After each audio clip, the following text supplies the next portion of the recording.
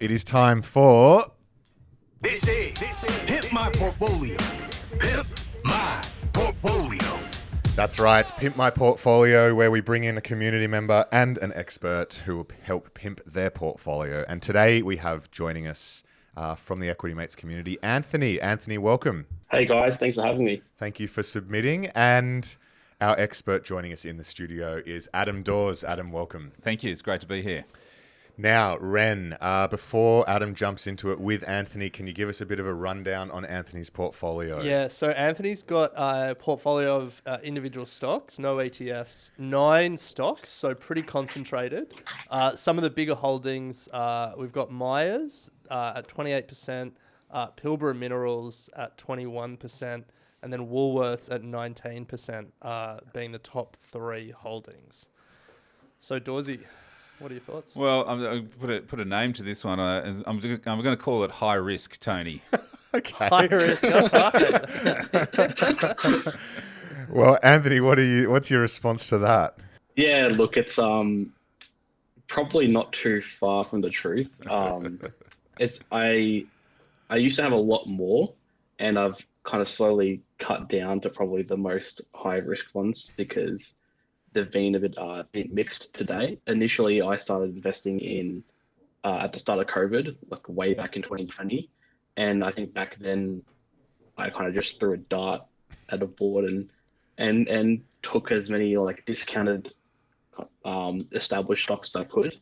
And as I've needed money in my life, I've kind of, and where they've reached back to their pre-COVID levels, I've just sold out and maybe gone to more speculative stuff to have a bit of fun.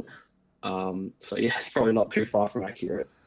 Nice. All right. So, Dawsey, maybe if you can explain that nickname a little bit more, like there's potentially different ways you could interpret risk. You could interpret it in the individual stocks you think Yes. are risky, or the portfolio construction as a whole is risky. So where are you coming from? Well, now hearing about Anthony and how he sort of came to this portfolio, it does make a little bit more sense.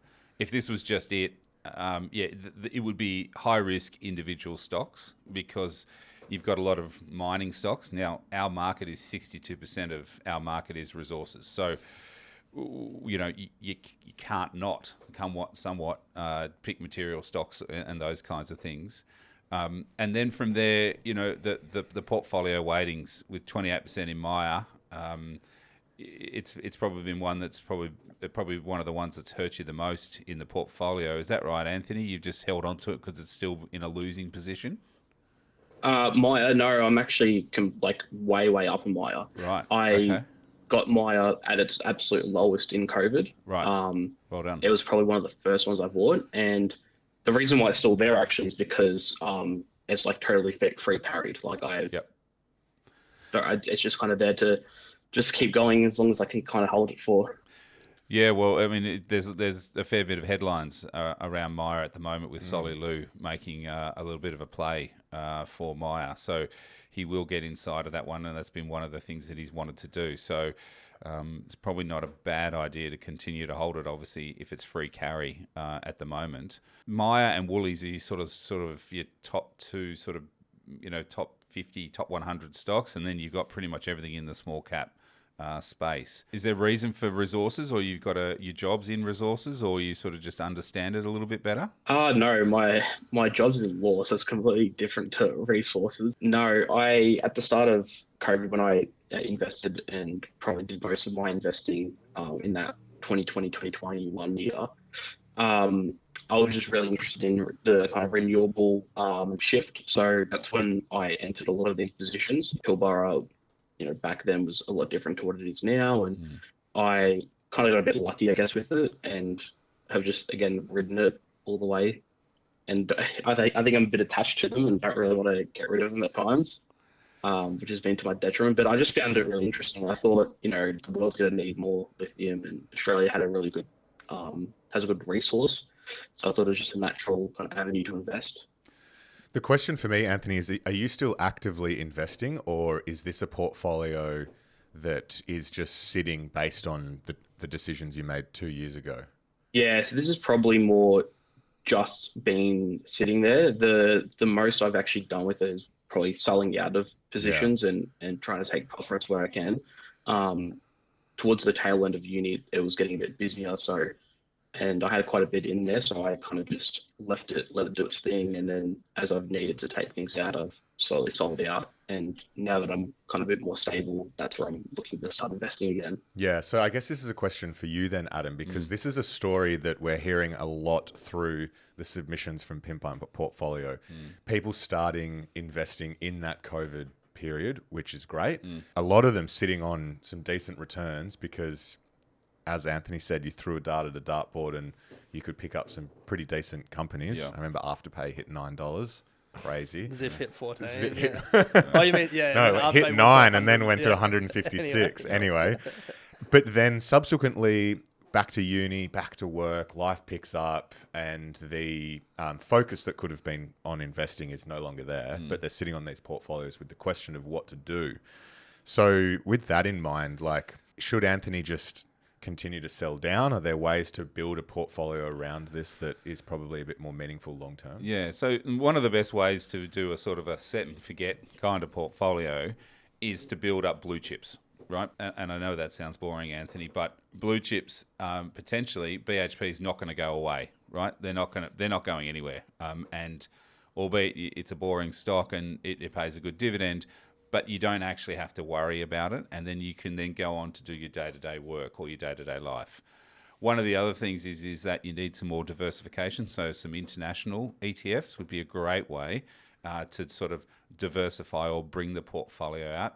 And again, some of those international ETFs, I don't think you need to worry. Not the thematic ETFs, but the index ETFs, so the S&P 500, you know, those kinds of things, or the NASDAQ 100, those kinds of things. IOO, you know, all of those ones, they're good quality ones that you can just sit back and it will basically do what you need to do for the rest of your life, and you don't need to worry about it. With these smaller cap stocks, you're always going to be looking at them going, oh, I'm down 10% today. Oh, I'm up 10% today. Oh, I'm down 20% today. Oh, I'm up. You know what I mean? So there's so much volatility. If you're still keen to invest, what I would do is build out a good quality blue chip portfolio. Then you can muck around the edges with some really good resource, some specky stuff that's going to be the fun. But the mainstay of the portfolio, and if you don't look at it for a week, you know that BHP, I know it's boring, Commonwealth Bank, Woolies, which you've got, a telco, you know, those kinds of things are going to be there for forever. And so that's what you want to be doing going forward.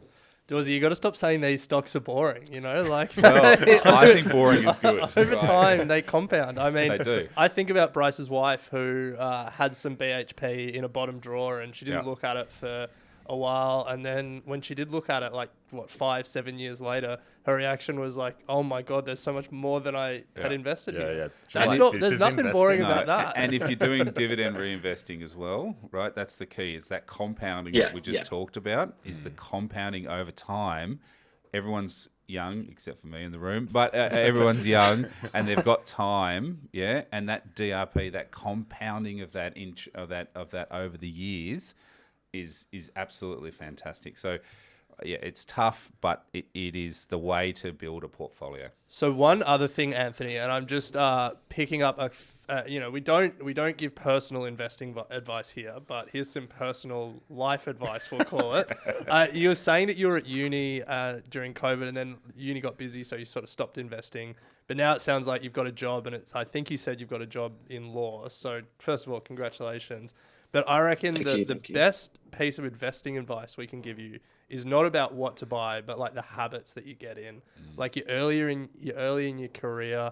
I'm just going to hazard a guess. You know, you don't have a mortgage, you don't have a family. You're like in this economic sweet spot where you're earning a decent full-time salary and you don't have heaps of costs. So like just get in the habit of consistently putting money from every paycheck into the market, because you got time on your side and your expenses aren't as large as they might be in the future. Great advice. No, and I think that's definitely something I've been meaning to do. So I really need to knuckle down on that. And yeah, with the ETFs, I think that's definitely something that I really need to look at as well, especially like an international ETF. So yeah, thank you for that. Nice. Well, I think that kind of brings it to a close. So just to kind of sum up there, I think the takeaway is there's some decent positions, but perhaps some that could be, I guess, sold or consolidated to get a bit more diversification internationally, particularly as well through some of those broad-based index ETFs.